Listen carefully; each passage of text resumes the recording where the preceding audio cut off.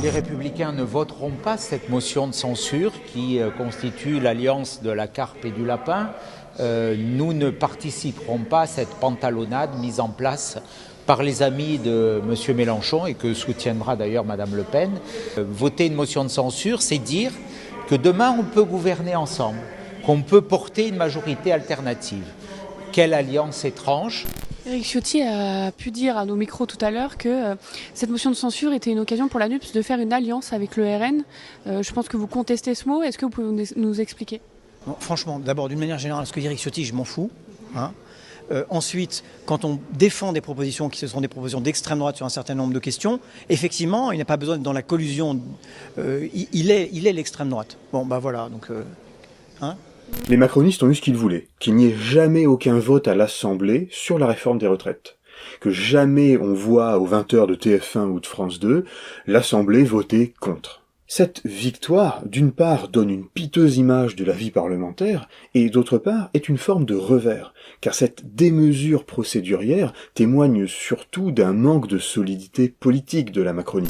On voit bien qu'on est en train de tous de se rendre compte que la France est aujourd'hui le pays le moins démocratique d'Europe occidentale. Le moins démocratique d'Europe occidentale. Et que nos institutions ne fonctionnent pas. Elles créent de la défiance. Nos institutions de la Ve République, c'est de la machine à trahir.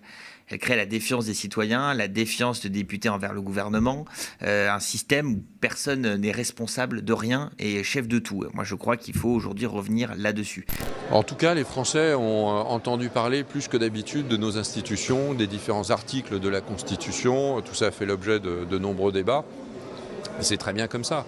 Il faut juste qu'on rappelle à un moment donné que la Constitution, c'est l'acte fondateur de notre démocratie. C'est le rapport entre les différents pouvoirs. Donc, c'est la capacité d'exercer sa liberté d'opinion. Et c'est fondamental. Et tous ceux qui appellent à s'éloigner de la Constitution, comme le font notamment le groupe de la NUPES, ont bien tort de manier cette arme-là. C'est pas un sujet populaire, ça intéresse les militants comme nous, mais ça intéresse pas le grand public. Et là, je sens que le grand public commence à être convaincu qu'il est urgent de changer de Constitution. Comment faire l'unité à gauche, dit Cazeneuve, quand on ne cesse de diviser les Français de façon aussi violente? Alors, Cazeneuve, crédible à gauche, est-ce que vous y croyez? Vous voulez un peu il est en train de prendre un peu le rôle qu'a eu Fabien Roussel pendant la campagne, c'est-à-dire que c'est vraiment la gauche telle que la droite l'aime.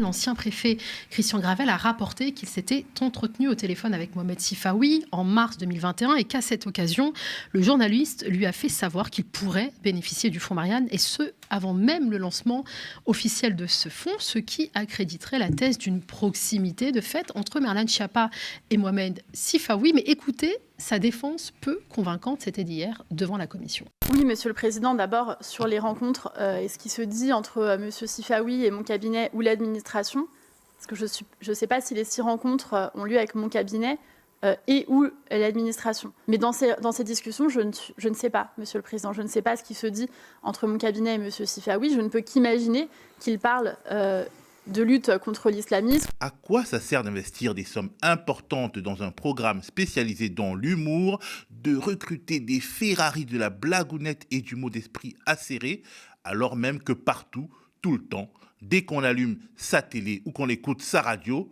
et pour peu qu'on soit adepte du rire jaune, on se marre absolument tout le temps. Je n'ai pas souvenir, Monsieur le Président, de ce que j'ai pu lui dire, très honnêtement, au moment de le saluer. Bon alors, c'est souvent du comique involontaire. Peut-être que je suis allée le saluer et que je ne m'en souviens pas. Pour la réforme des retraites, c'est une réforme qui a énormément touché les personnes trans parce que on est extrêmement discriminé sur tout notre parcours du travail, encore quand on n'est pas exclu du marché du travail, et ce qui est le cas, par exemple, d'un grand nombre de personnes trans immigrées. Et donc ça s'est vu avec des parcours qui font des carrières hachées, qui font des petites pensions, et tout ça, c'est les discriminations à l'embauche, c'est les discriminations dans le monde du travail, c'est pas de la transphobie d'un patron particulier, d'une boîte particulièrement. Non, c'est vraiment un système d'oppression qui est ancré et qui est exploité directement par le capitalisme. Depuis toujours, on sait que le principal ou un des principaux adversaires du réchauffement climatique, de la crise climatique, c'est le transport routier, marchandises. Or, on sait qu'il y a une solution alternative qui s'appelle le fret, qu'on sait par ailleurs que la libéralisation depuis 2006, ça s'est traduit avec une conclusion concrète, c'est de mettre plus d'1,5 million de camions supplémentaires sur les routes, c'est-à-dire de renforcer la pollution.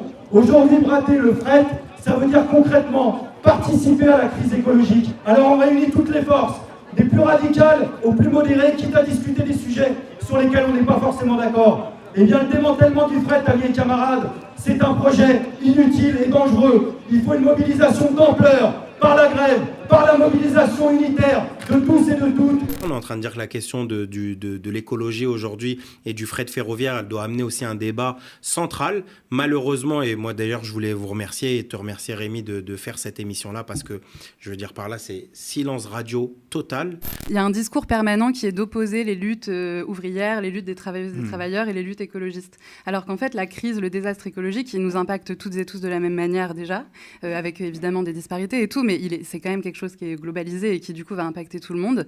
Et en plus de ça, je veux dire, les mécaniques de destruction du vivant et les personnes qui détruisent le vivant sont les mêmes que celles qui détruisent la vie des travailleuses et des travailleurs, qui privatisent, enfin qui liquident ici le fret.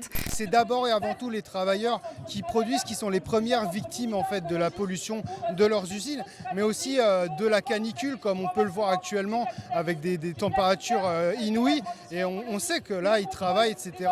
Et nous, on ne va pas être confinés, on ne va pas être sous clim, etc. On va subir énormément en fait les conséquences du changement climatique.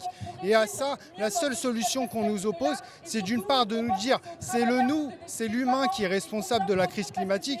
Et là, nous, clairement, on s'oppose à cette définition. Si on doit chercher une origine à cette crise, c'est bien au capitalisme, aux patrons comme Total, comme Lafarge, comme Nestlé, à tous ceux qui sont responsables en fait de cette crise et qui pensent constamment à leur profit. On sait très bien que le climat et ses conséquences, elles touchent de plus en plus les plus précaires. Parmi nous, les personnes aussi racisées dans les quartiers populaires. Aujourd'hui, on voit quand tu as des fortes températures, c'est pas la même chose quand tu as une forêt pas très loin que quand tu es dans un quartier où il n'y a même pas un arbre pour pouvoir avoir un peu d'ombre, ni il n'y a pas de végétation, il n'y a rien du tout. Toutes ces conséquences-là, on les vit. Après, est-ce que les ouvriers, les travailleurs sont tous conscients de ces enjeux-là?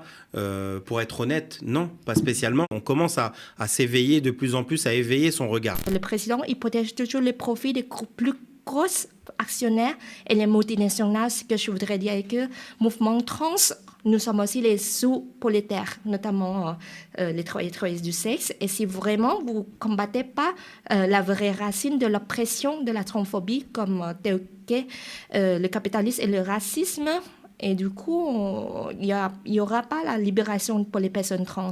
C'est pour ça que le mouvement trans doit être solidaire avec toutes les communautés internationales, parce que notre lutte, elle est collective. Des patrons qui cherchent la rentabilité ne chercheront jamais le développement du service public, n'en ont que faire de la question climatique, ils ne pensent qu'à leur poche. Et c'est pour ça qu'à un moment donné, la question du contrôle ouvrier, c'est pas une question gauchiste, mais c'est aussi une question pour sauvegarder nos emplois, repenser aussi nos emplois, essayer de voir comment on arrête ces désastres sociaux que mènent les différents gouvernements.